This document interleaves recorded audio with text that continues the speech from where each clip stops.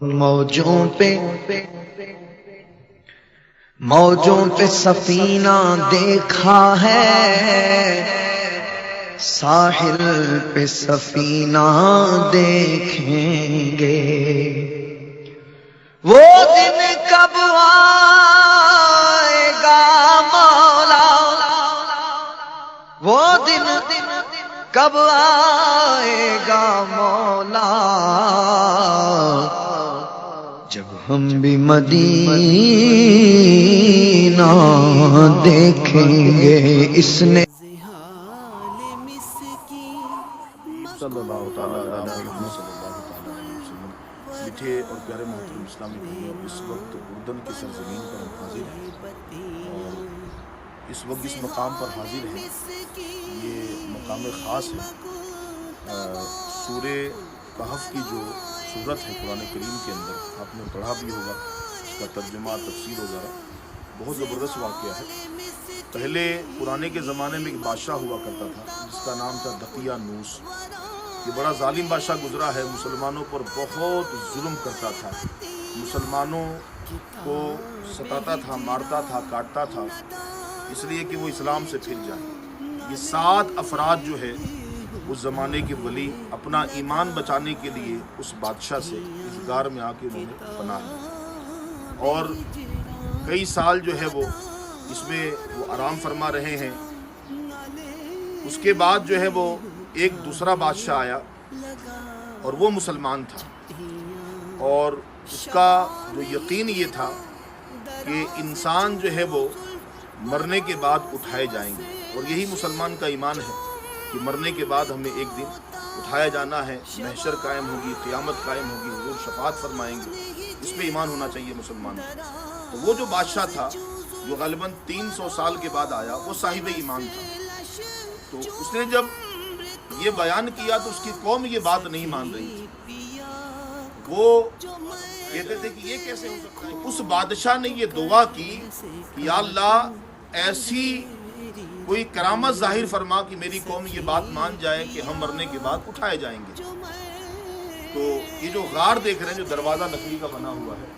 اسی غار کے اندر 7 اس زمانے کے اللہ کے ولی صحاب کہف جو وہ آرام فرما تھے، اور ایک بکریوں کا چرواہا جو ہے وہ یہاں سے یہاں بیٹھا تھا، یہاں سے گزرا تو جو دیوار تھی وہ دیوار گر گئی، کیونکہ وہ آرام فرما تھے اور باہر سے دیوار بند کی ہوئی تھی، اور تختی پہ ان کے نام اور ان کے واقعات لکھ کے تختی رکھ دیا گیا تھا۔ تو جب بکریوں کا چرواہا جو تھا اس نے دیوار جب دیکھا دیوار گر گئی ہے تو وہ بہت پریشان ہوا، اس کے اوپر خوف طاری ہوا اور وہ وہاں سے چلا گیا۔ وہاں بادشاہ نے دعا کی یا اللہ کوئی ایسی نشانی ظاہر فرما کہ میری قوم یہ بات مان جائے کہ ہم مرنے کے بعد اٹھائے جائیں گے۔ اللہ اکبر۔ اللہ تبارک و تعالیٰ نے یاد پڑتا ہے 300 سال کے بعد جو ہے وہ ان کے اندر دوبارہ روح ڈالی گئی اور یہ لوگ بیدار ہوئے۔ تو اس میں سے یملیخہ نام کا جو شخص تھے، یملیخہ کو ان لوگوں نے جو ہے وہ نان بائی کے دکان پر بھیجا کہ جائے اور نان خرید کے لے کر آئے۔ تو یملیخہ چلے گئے، اب نان بائی کی دکان پہ گئے اور انہوں نے نان لیا اور پیسہ دیا، تو وہ دکان والا ہکا پکا رہ گیا کہ ایسا کوئی معاملہ نہیں ہے، کوئی پرانا خزانہ نہیں ملا ہے، ہم تو بس جا کے سوئے تھے اور ابھی بیدار ہوئے ہیں تو روٹی لینے کے لیے آ گئے ہیں۔ تو انہوں نے کہا نہیں یہ ضرور کوئی معاملہ ہے۔ تو بہر کیف جو ہے وہ بہت سارے لوگ جمع ہوئے اور دیکھنے کے لیے انہوں نے کہا کہ ہمارے ساتھی بھی آرام فرما ہے، تو وہ سب کو لے کر جو ہے وہ برات کی شکل میں وہاں وہ چلے گئے۔ اب جب پیروں کی چاپ کی آواز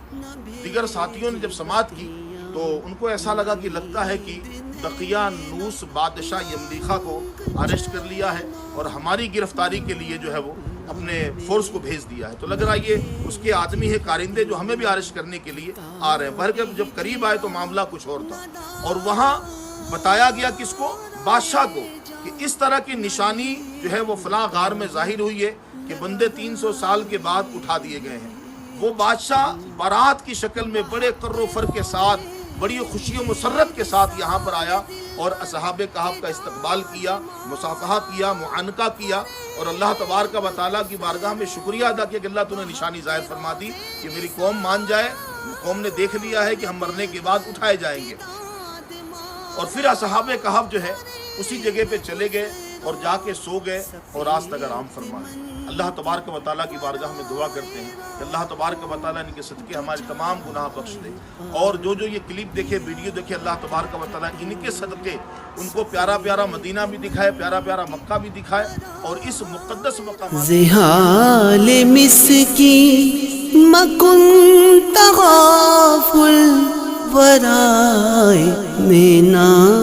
بنائے بتیاں، زحال مسکی مکن تغافل ورائے نینا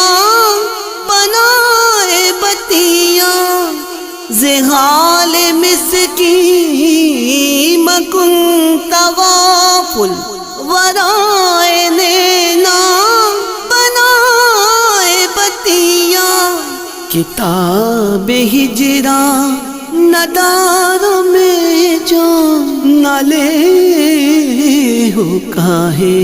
لگائے چھٹیاں، کتاب ہجراں ندار میں جان نہ لے ہو کاہے لگائے چھٹیاں، شبان ہجراں دراز چوں زلف وروز وصلش چمر کوتا، شبان ہجراں دراز چوں زلف وروز وصلش چمر کوتا، سخی پیا کو جو میں نہ دیکھوں تو کیسے کاٹوں اندھیری رتی۔